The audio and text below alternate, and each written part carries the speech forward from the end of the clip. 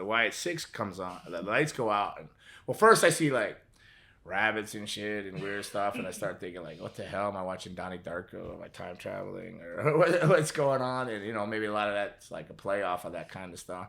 And then person popping up, yeah, I see some type of weapon like a sledgehammer, like they've murdered something in the room. Here, and I'm like looking, and I go, well, then I see Chad Gable with kind of a bullet hole to the head or something, and I'm like thinking that's a bit much.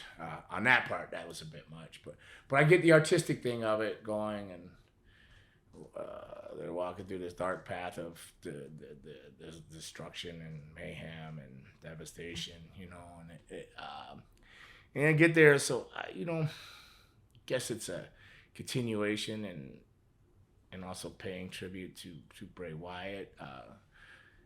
I don't know how I feel about it. I guess I got to see where it goes. I honestly think the bullet hole thing in the head, that might have been too much for me.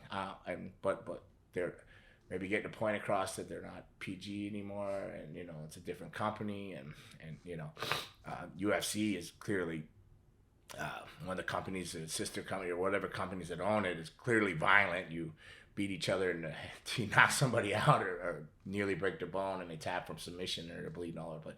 So they're not afraid to go that direction. I think for kids, but they play Call of Duty and people are dying. They play very violent video games. It's a generation of violence and stuff. If you turn the news on, you'll be horrified every morning. So, maybe it's not across the boundaries, but, I'm looking at professional wrestling. So I'm a bit confused. I don't know which way to go. I think it looked cool though, visually, like eerie, and I like dark things, I also, though, at the same time, I think Bray Wyatt, maybe it was just Bray Wyatt, but I get that they're paying tribute, I guess, or something there.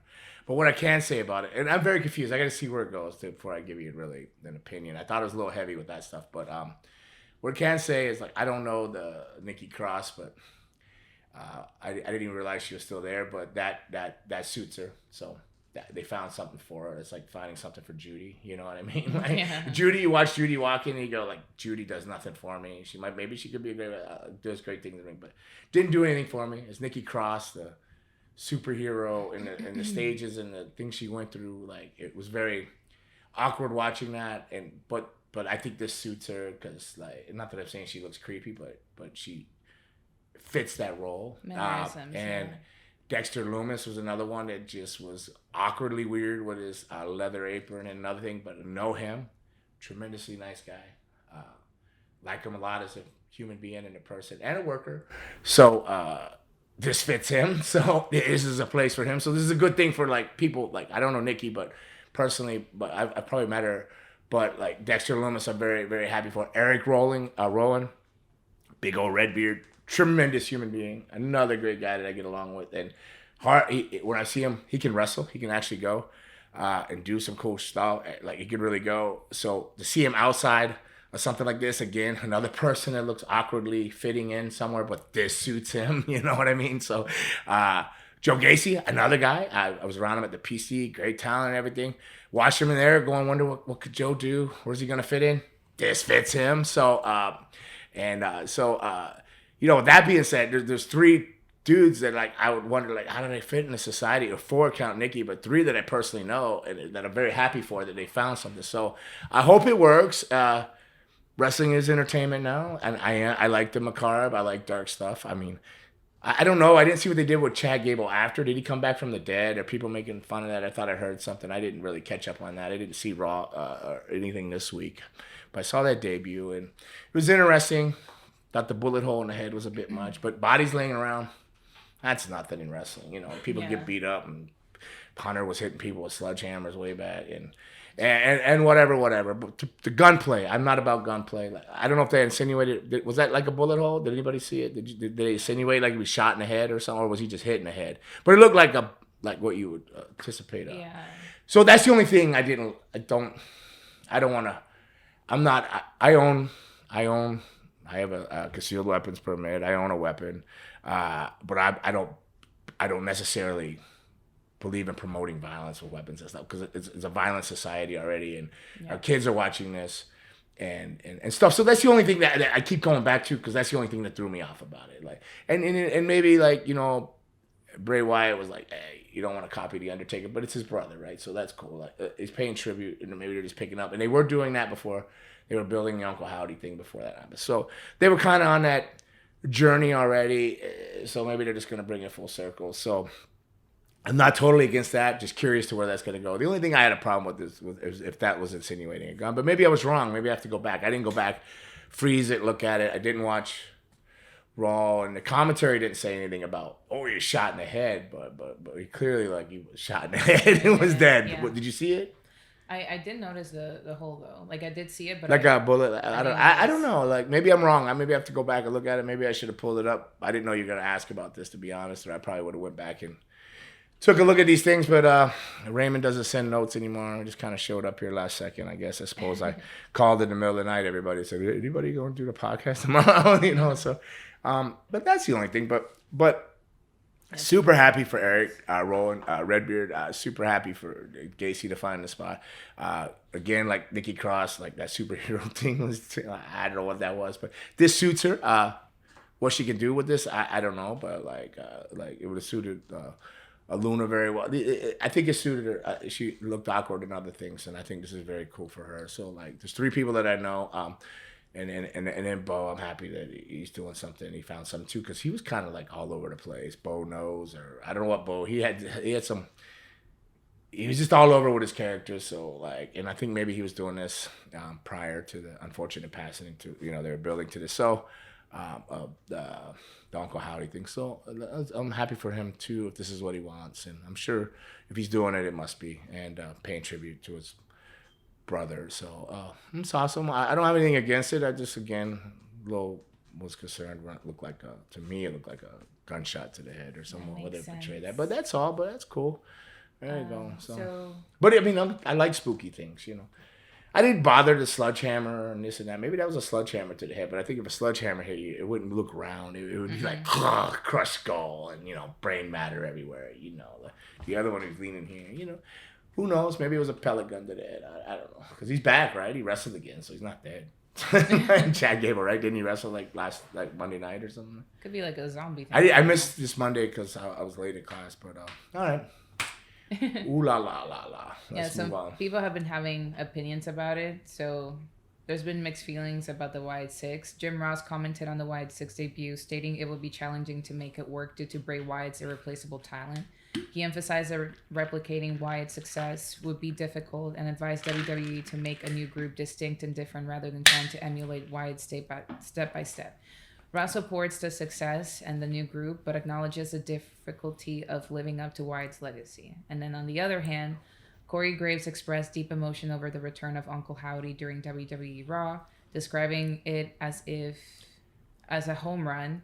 He watched the segment quietly in bed to avoid waking his wife and moved to tears by the presentation and the crowd's reaction. Graves praised the return for its perfection and the respect it showed to Bray Wyatt's legacy, highlighting the magical atmosphere and the meticulous care taken in the performance. He was impressed that he rewatched the segment multiple times, noticing new details each time. So what are your thoughts on both statements? All right, so I only watched it one time, which now I'm going to honestly probably go back because it's on DVR and watch it. I'll watch it back to see if I'm seeing the Chad Gable thing the right way and stuff like that. Both. Jim Ross is not with the company anymore. Corey Graves is with the company, so I would expect anything Corey Graves to say would be positive. I would expect anything Jim Ross to say would be probably what he really actually feels or like what he feels like. And I think Corey Graves does feel that because I'm friends with Corey. He's a great guy. He's a creative, a guy like that. He's a family guy. His dad was a promoter. His brother's a wrestler, Sam Adonis, and Corey loves wrestling. So I believe that there's a lot of truth and everything in his thing, but I would expect nothing but positive when it's coming from an employee, and stuff. But I believe that's how he probably feels in a sense, maybe just amped up some, but I believe he feels like that. So I respect. I guess Jim Ross, you should take heed and try. Like I said earlier before you read this, like the Undertaker, somebody to try to copy the Undertaker, but I mean there was Kane in that. There was totally different things, but maybe they're looking at it like a Undertaker Kane, but it was never Uncle Howdy was never. Kane was pushed. He feuded Undertaker. It was built and developed. Unfortunately, Bray's not here, and now you're trying to fill the shoes with that. So I can see the concerns Jim Ross has too. You know, like because Uncle Howdy wasn't over, but it's also a different generation now of wrestling. Different. You know, you can push whatever agenda you want. You know, I can go on and say you did something, and have you canceled, like probably, and then you have to like you're guilty until proven innocent. They can go and get this stuff over. I mean, people will look at it as them honoring that and see it all in a positive way, probably not a negative way. So it's just all in the eyes of like beauty is in the eye of the beholder. It's how you want to watch and see it. Truths in both. And I believe they both mean what they say. I think Corey's is probably hyped up more because he's at the company still. But he's a cool guy. He's a family guy, so maybe it truly does feel like that. But I wouldn't expect him to say anything negative. And respect Jim Ross to say what he said, because that's pretty, as a creative person and watching it, it's hard to copy things, and you should take heed and be careful. But I don't know about the whole change the whole group thing, because people might not get it. They'd say, why is it being so different? But I guess because he's bringing back the sheep, whatever, with Roland and all them. So I don't know, though. Whatever it is, it's going to be a, there they all are there, right? So whatever it is, it's going to be it's going to be cool to watch and see where it goes. I'm looking forward to it. And it gives you that little spooky, you had The Undertaker was spooky with Kane and different things. And so you got the Wyatt Sick6. I couldn't say that drinking, but 6'6". Or if they were the sexy 6'6", like Rob Zombie and Devil's Rejects and stuff like that.